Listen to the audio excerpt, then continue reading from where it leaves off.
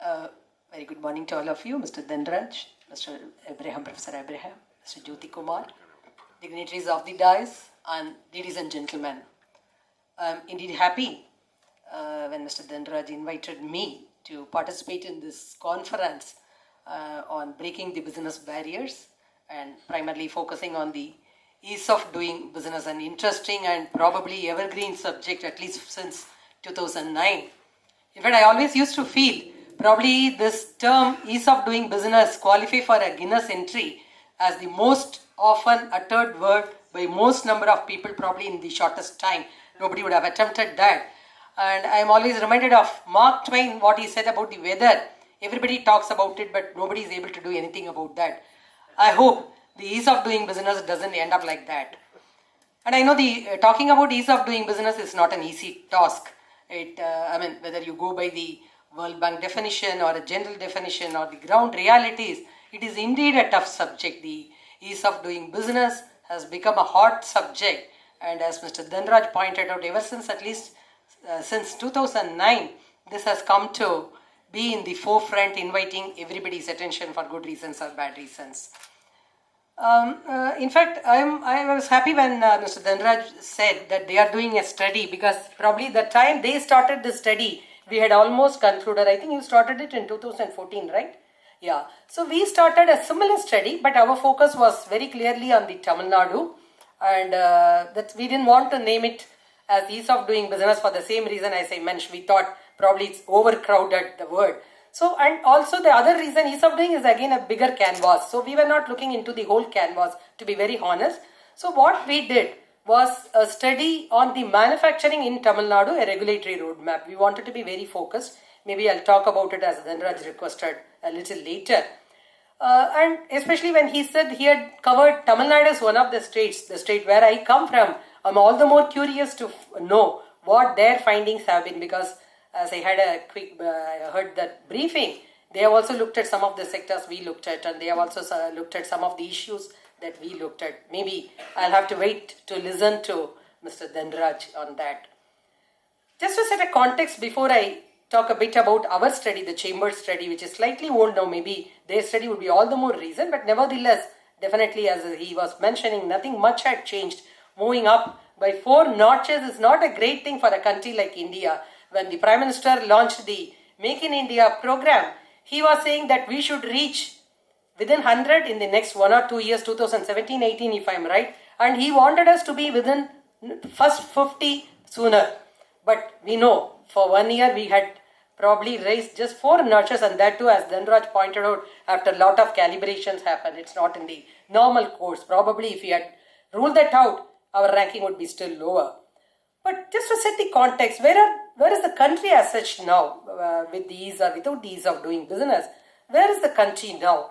This is supposed to be a bright spot in the whole landscape, economic landscape, as pointed out by IMF. And there is a UK research think tank group which points out that we are going to be 3rd largest leading economy by 2030. China is expected to surpass US. They would become the 1st largest economy, probably dispelling with US, and US would obviously become the 2nd, and we could be the 3rd largest economy. The projected GDP is around $10,000 billion for India, as against the $34,000 of China and $1 billion of China and around $32,000 billion of US. So the prospects are really good. Prospects appear to be really good. And again, the other prediction by the same think tank is that we may surpass at last the giant China somewhere in the middle of this century. We don't know. We are keeping our fingers crossed, but that is what the prediction is. They say at least for the first time we could surpass, and we could become the leading economy, surpassing China maybe by the middle of this economy. All this augur well when we talk about the Indian economy, the scope. Again, we have a lot of advantages to our credit. We have a wonderful demographic dividend, which is much talked about, probably next to the word ease of doing business. The other term we listen always is about the demographic dividend, what we have, the young population, the low dependency ratio, the high investment and saving ratio. So all this speak for the good things of the country. Again, even for the first time, the World Bank report has given the growth projection, and we have topped with around 7.5% growth rate in the current year, which is expected to reach 7.88% in the next year. So all these are really good signs of good omens, good signs. But then in the manufacturing sector, that is where I think we have not had that sheen. We have not been, our growth story has not been happy one, especially on the manufacturing sector. We have been stagnating with around 16% contribution in the total GDP by the manufacturing sector, and we cannot avoid comparing us with China, which has reached nearly 34% of their manufacturing contribution to the GDP. And our whole contribution, the world manufacturing contribution is hardly 2%, whereas China has reached around 14%, which was again 2.9% during 1991 when we liberalized. So somewhere the growth story is missing. On one side we say all is rosy, all is good, we have so much of scope, but on the other side, on the ground realities now, we know, especially I represent a chamber, leading chamber, as Dhanuraj said, we are 180 years, I will call young chamber. So we know what is the sentiments of industries on the ground, leave alone in Tamil Nadu, everywhere. There is a bit of unrest. There is definitely an obvious thing. Since 2009, when this caught up, this hasn't improved much, the ease of doing business. That is the problem we are facing now. We talked about the different ranking. China is also not in the few upscale ranking. They are also around 84, 85, but definitely much better than us. And that is again a paradox when we say an authoritarian state, even formally and even today, it's formally a socialist or communist state, is more friendly to business than a country like ours who have cohabited with private sector right from the day of independence. That is a paradox. How come they are more friendlier to business than what we are to our businesses? So that is a point we have to ponder around. And again, when, as Mr. Dhanraj mentioned, and even in the introduction it was said, definitely there is a bit of an awareness. People have started waking up to the fact that we cannot go on like this forever with this kind of compliance, this kind of thing, not only from the global investors, even local people, even domestic people are not very happy, leave alone the FDIs coming into. We also have our own issues. So at least there is a great awareness now that we have to do something, whether we reach 100 rank or 120 rank, on the ground it has to change. That is the realization that has come, and that is where the DIPP started rolling out lot of programs. And in fact they also started this comparison of states, ranking of states. I was in one of the DIPP meeting. People were very unhappy when they said we want to name and shame states. People said India itself is not in a very comfortable position. Why should we shame a state which is not doing well? I mean, it's the kind of a thing. So, but there was again another, I think around 98-point charter was launched, and they wanted to compare different states on different reforms taken on, again, going by the World Bank parameters of 11 categories, starting in industry, credit, insolvency, land, permits, so on and so forth. So they took and they wanted to know what all the reforms introduced by each state against those, whatever 98 charter. I remember there was a big questionnaire with which we were working with the state government. Again, they have ranked based on that. So we are never tired of this ranking, right from probably our education system. We always rank. Thank God CPPR didn't do that mistake. So we always like to rank ourselves, compare, benchmark. So again, this ranking placed Gujarat at the top slot. I don't know where Tamil Nadu is not in a very, this one, the mark wise, I think Gujarat scored around 71% or so. Tamil Nadu is around 44. I shouldn't mention about Kerala. Here it is 30, 20, 18 or 21 if I thought. 21 if I remember right. So again they said there is a problem. Again with the states, all are not doing well, and the country average, if you see, it's based on all the state ranking, it is around 32%. Definitely it's going over education, academic things, not even a pass mark. It's leave alone reaching a distinction, it's not even a pass mark we have scored. Our overall average scoring is 32%. So definitely something is wrong somewhere, and it has to be plugged sooner or later. Again, I'm repeating, when we did the study for Tamil Nadu, we had two reasons in mind. We commenced the study in 2013. Two reasons I can say that we wanted to do this study. One, the chamber, as he mentioned, is a strong regional chamber with 180 years history, and we have walked through the state in its tough times, good times, everything. We have, and by default, we have a lot of manufacturing in our fold. Even now, around 65% of our members are in the manufacturing sector. So we thought something is wrong with the manufacturing, because when we started the study, when we started gathering information as a preliminary groundwork for the study, things were very clear. 2004, the state's manufacturing contribution was around 11%, which had come down drastically during 2011-12. It's not for just for any political reasons. Governments would have changed, governments would have come back again, but the trend was not good. And one thing about Tamil Nadu very distinctly came out when we started the study. Whenever the national average growth rate is higher, Tamil Nadu had always been doing very well. When the national average GDP rate was 9%, Tamil Nadu was performing at 11%. But when it comes down, when all over the recession started, global recession, then that had an impact on the Indian situation, and then the things started coming. Then Tamil Nadu was again 2% less than the national average. That is, it's very peculiar thing for Tamil Nadu. They do extremely well when things are very good. And where probably things are not happening that well, we fall below the national average. So these were some of the indications. The monitors were showing things were not doing well.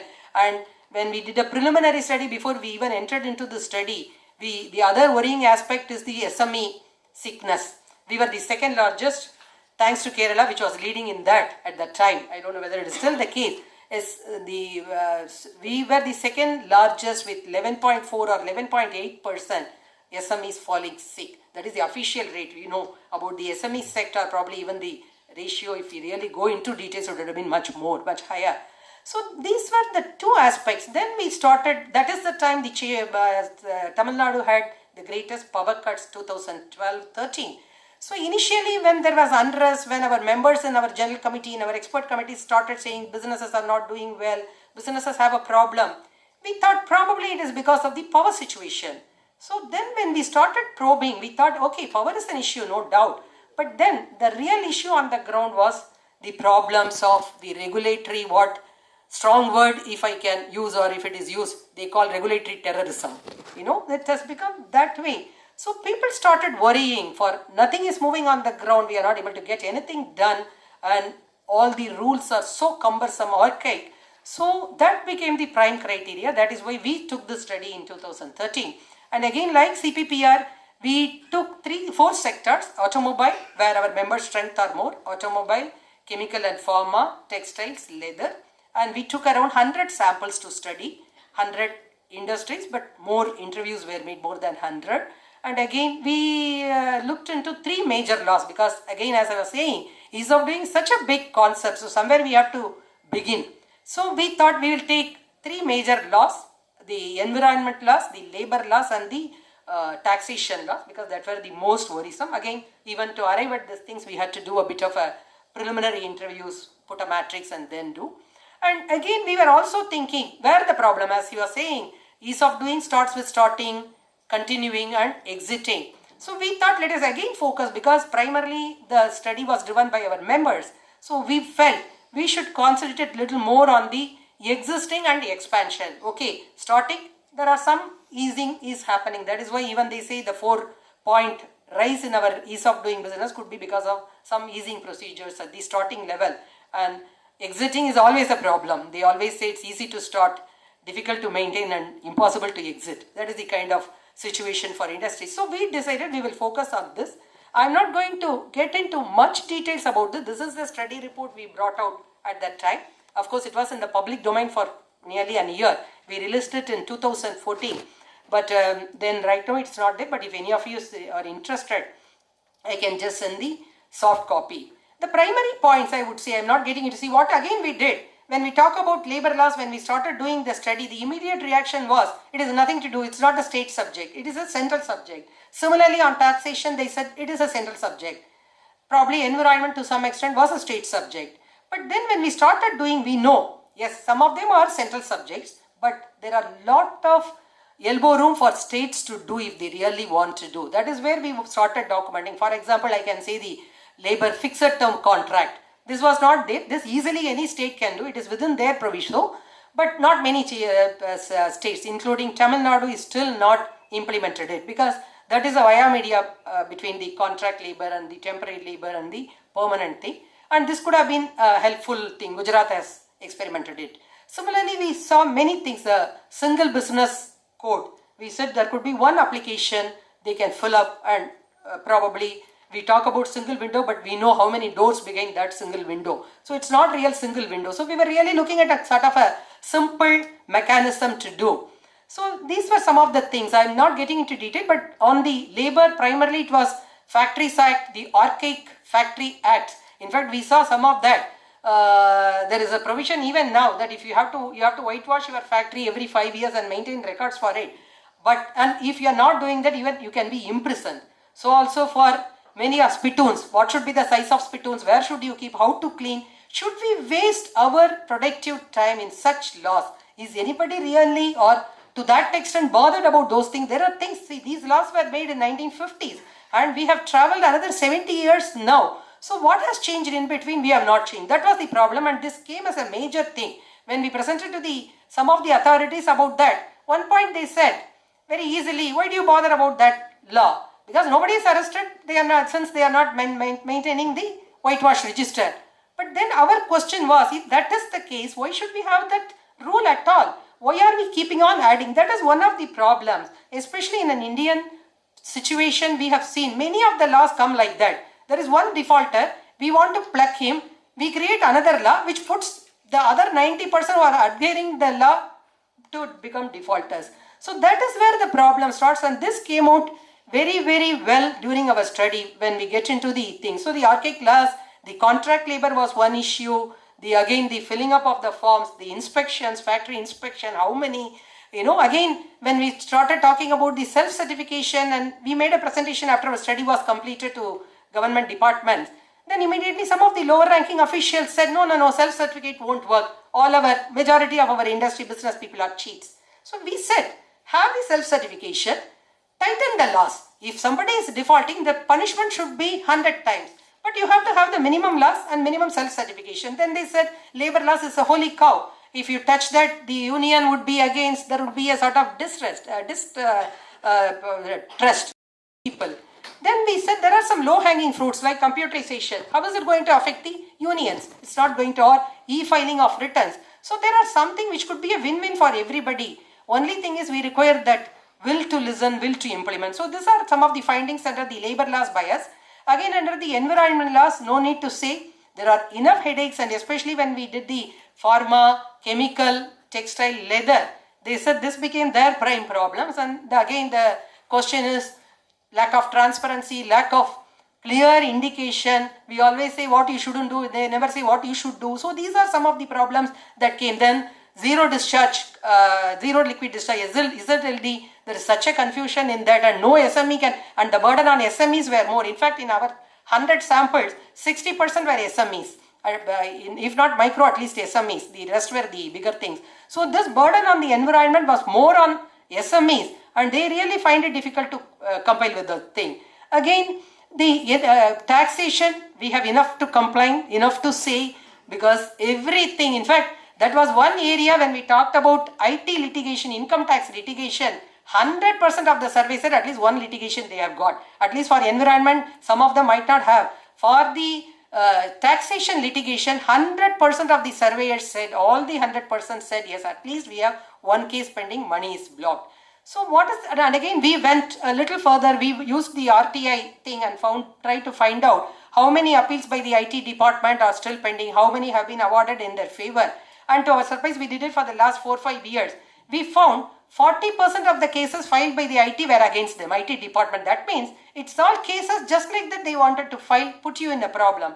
This is just not only the time, it blocks the money, it definitely there is absolutely no ease of doing business, as one of us were saying, leave alone the ease of doing business, we don't even have a piece of doing business.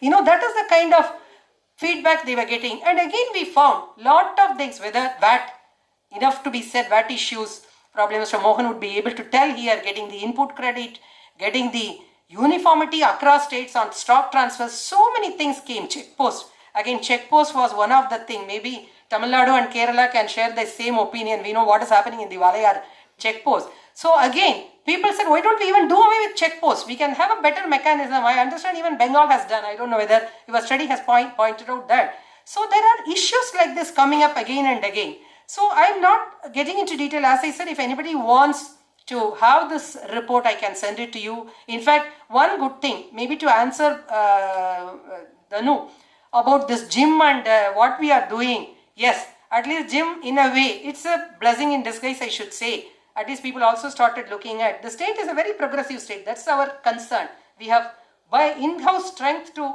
really come up, and that's how it has happened. Many, even for IT, they will say, with KSIDC, I shouldn't say, they say in spite of government, IT has grown. Similarly, in spite of different governments, the state has grown up. But then, this gym gave an opportunity, and our study, which was done much before gym, was again taken up. In fact, we had 2-3 presentations between at least the taxes yet to do it with the environment, but labor, we are progressing a little more. At least there is a very dynamic commissioner now. So we are taking up with her, and we made 2 presentations to the entire team of the thing. And we said some of them have been then, in fact, we have suggested one common labor code. Put everything under that. We can have one common labor code. Such suggestions, one single business rule, business laws. Likewise, we have given. And at least we are discussing. I wouldn't say nothing much has changed as of now. Some tinkering has happened, some small changes. But we also have to give the due credit to the bureaucracy and the thing. It's not that easy. They also have to balance. And now with the elections around corner in both the states, we will have to wait and watch. Maybe for the next month, nothing much can happen now. So that is the thing. So what I want to say, just before I conclude, what probably we have to look at when we talk about the ease of doing business, we have to look at it in a very holistic thing. Yes, India is a tough country. India is a democratic country. Unlike China, changes cannot happen overnight. We cannot just push people to the wall to change. It's not that easy. At the same time, we have to do an overall kind of a overhauling of the whole system. And there are a lot of other aspects other than the procedural, regulatory. The one great point which comes up again, which people are hesitated to talk about, is corruption and lack of governance. I think that is one of the primary driver for all these things. In fact, C.K. Prahalad says, nearly 10% of your GDP is eaten away by the corruption, which is very true. In fact, we had a program on the real significance of corruption. We wanted to see, leave alone the moral, ethical values of corruption. How does it affect business? Because when somebody has to bribe somebody, he is not able to bring it as a cost of production. He cannot bring it into the cost. How will he make a markup price? So it becomes a chain reaction. He has to grease somebody. He has to get greased by somebody. So then it becomes grease of doing business, not the ease of doing business. So this kind of problems come. So we definitely have to look at this object. It is look at the subject of corruption. We cannot just, it is an elephant in the room. We cannot say, I didn't see that. We have to take cognizance of corruption and transparency. Maybe your study or World Bank or British High Commission can throw some light whether the transparency index and the ease of doing index, because we also did an analysis. There seems to be some sort of a linkage. Our transparency index is also very low. So automatically ease of doing. Singapore, both way it ranks high. But China is a puzzle. China is not very good at the transparency or corruption index. They are in fact worse than us. But ease of doing is much better. So this requires another study to find out the real correlation between the two. But whatever said and done, we have to have a change of system. We have to have this corruption and governance. We really have to practice in spirit less government and more governance. That has to come. Otherwise, we have too many laws. Churchill said, if you have 10,000 laws, you lose the respect for laws. That is what is happening now. And one of our members very harshly pointed out when we did the study. He said our laws, Saraswathi, are for encashment, not for enforcement. This is a very hard, rude statement. But he was so frustrated. He was saying wherever it is, if you have to pay the money. And he is a person who is really very rule bound and value bound. So he says, I'm not able to survive the business. So this kind of thing should change. That's one. The second, I also feel technology would be a great enabler. Somehow we have been a producer of technology and we were exporting softwares, methods outside. We were not using it much for our own thing. We could enable many of the things. Something is happening in the thing there in the state government level as well as central government level. I am also sure Kerala would also be experimenting, but this is not enough. This would be a great leveler if you can bring down the interface between the people who are in power, because power corrupts and absolute power corrupts absolutely. So we have to lessen the interface between the people who have the authority and power and people who are the users. And if we enable, most of the things would improve in my opinion. The third point, or at least the third hope I see, is the startup and the young people here. You will not accept this kind of the rules of the game, I'm sure. People like us, people the previous generation, business, probably started with the independence. They were a bit soft. They were ready to take, they were ready to accept. I am sure the younger generation, and one good thing I'm seeing with the startup, this generation will automatically force the governments or businesses or the system to change at least to some extent. So this has to happen now. Internet of things, internet of everything. We are graduating into better things. So these things have to really bring down this kind of gaps in the ease of doing business. As I said, maybe it may not happen immediately, but it has to happen someday. Otherwise, all our announcements about Make in India, Digital India, this, that, everything will have a setback. So let us hope and pray that this will happen, and we all have to contribute in whatever way, maybe sometimes as whistleblowers, sometimes as a sort of a capacity builders, or in whatever way we have to do our bit in that. Thank you so much for inviting me here, and all the best to you.